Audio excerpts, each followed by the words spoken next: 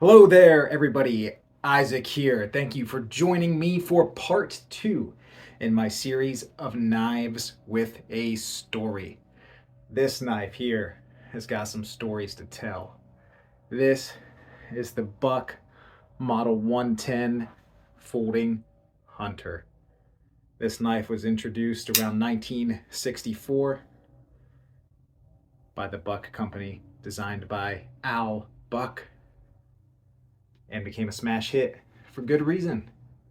It's a great knife.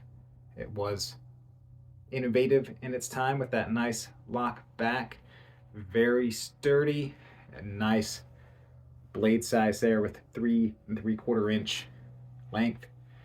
Back then in the 60s through about 1980, they were made in 440C steel, and then in the 80s for a while until 1993, they were made of 425M, now 420HC, and they've been available in a variety of other steels in special editions throughout the years. Now, there probably isn't any other folding knife out there within the last 60 years that has done more work than the Buck 110. You know how many animals this thing is processed? Not this particular one, the Buck Model 110. How many? Millions, probably, right? You know how much just regular old work around the house, around the farm, the Buck Model 110 has done? This knife has got some stories to tell. The Buck Model 110 has even infused itself into popular culture in Hollywood.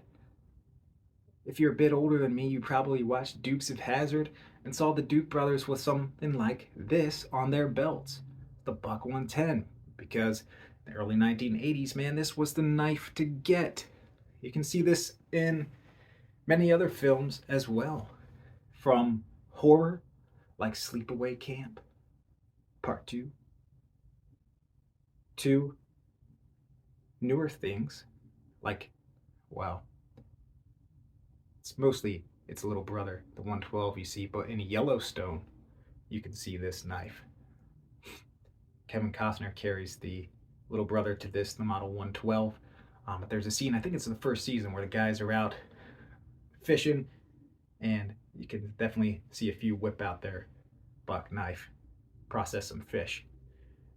And an absolute favorite of mine, a series you can watch on Netflix called Longmire. It's about Sheriff Walt Longmire in Absaroka County, Wyoming, where he has a Buck knife. And it both saves and takes lives. The most famous Buck 110 story is probably the story of Gene Moe. Gene Moe in 1999, November that year, was out deer hunting on Kodiak Island in Alaska. Now, Gene Moe was a very seasoned outdoorsman and very familiar with his environment there. If you are familiar with Kodiak Island, you know it's the home of the Kodiak bear, the biggest and baddest of them all. Maybe not all. The polar bear is pretty bad, but not too many people up hunting for deer where the polar bear lives. Anyway, back on track. So, Gene got his deer and was processing up with his Buck Model 110. Now, his version had finger grooves in it, so made for a nice grip there. Now, somebody else was out hunting in the area, one of those big, bad, old Kodiak bears, and he wanted that deer for himself. So, runs in and charges Gene. And Gene heard him coming because that bear came in with a roar and got Gene pretty bad. But Gene had his buck. Probably those finger grooves helped him out a lot. And he was able to cut that Kodiak bear in the throat. But that didn't stop the bear. Gene got mauled pretty badly, but he was a fighter. He eventually, boom, left hook right into that bear's nose. Cut him again in the throat, stabbed him in the mouth, and was able to get away towards his rifle and shot that bear. Now at this point, Gene was pretty torn up, like really bad. His right arm was just hanging on by a thread, blood everywhere. He crawled to the beach nearby, where he eventually hooked up with his hunting buddy who was in the area with him. He must have heard the shots and came to see what was up with his pal Gene. And they eventually were able to get to safety. The Lord was with Gene Moe that day. He'll tell you so himself. It is miraculous that he survived that bear attack and fought off that bear with this. That is not a story that happens every day. Gene eventually needed a month in rehab and 500 stitches to put him back together after that bear attack. But he survived. He is a survivor.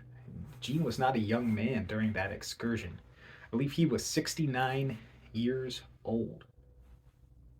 So he is a fighter, tough MFer. He's got his buck 110 from that day in a frame, and he's got the skin of that bear on his wall. That is probably the greatest buck 110 story of all time. Let me tell you another one. This happened back in 2018. A gentleman by the name of Ron Hutter was out hiking in the mountains above Tucson, Arizona. Out for a little excursion, and he wandered off the trail a little bit for just a few minutes. Probably had the poop or something. And he got a little turned around. Kept walking, and about 2 hours later, thought to himself, I am lost. Now, Ron had his buck 110 with him. Good, firm, locking knife, and he depended on this for the next 4 days out there in the cool mountains of Arizona. Now, he didn't have to fight off any big old grizzly bears or anything, thank God. But he did have quite the ordeal out there in the wilds. Now, I'm not totally familiar with the Tucson area. I believe that's what they may call the high desert. You know, they have the mountains there, but it's not like hot sand and stuff. But there is some vegetation there. And Ron used his buck 110 to be able to start a fire, process some kindling with his knife. He had a lighter with him and was able to keep himself warm, fight off hypothermia because he had his buck 110 with him. Now, there's no Kodiak bears there, but that does not mean there are no bears or other type of wild animals in these mountains. So, Mr. Hutter took his buck 110, found a nice bough of a tree, nice long one, fashioned the end of that into a spear using his buck 110. He wasn't planning on being out long, so he didn't pack any snacks. But he found some prickly pear cactus nearby. And you don't just reach over and grab a cactus. You gotta use your buck 110, slice off the spikes, peel it, and then you can eat it. He said it was barely edible, so surviving's tough out there in the mountains. Eventually, he lost his lighter while trying to make a signal fire, and he didn't think he was going to last out there another night. So he got up in the morning, started walking. He was walking for probably 10 hours that day when eventually he linked up with one of the trails in the mountains and led him back to a road where a good Samaritan picked him up, saved his life, along with his buck Model 110. Now, a buck Model 110 is definitely one of my all-time favorite knives. It's classic 20th century Americana, still very popular today. You know, Buck in early 2023 here, they just released a sprint run of this in the new fancy Magna Cut steel, sold out within a day. I didn't buy one, but those who did, I'm sure, are extremely happy with this classic, very functional knife, ready to do work and make their own story with the Buck Model 110. If you've got a story with this knife, share it in the comments below. Thank you for watching. Hope you enjoyed part 2 of this series. If you don't subscribe to my channel, hit that subscribe button, click the bell to get notified for future videos. Keep an eye out for part 3 of Knives with a Story.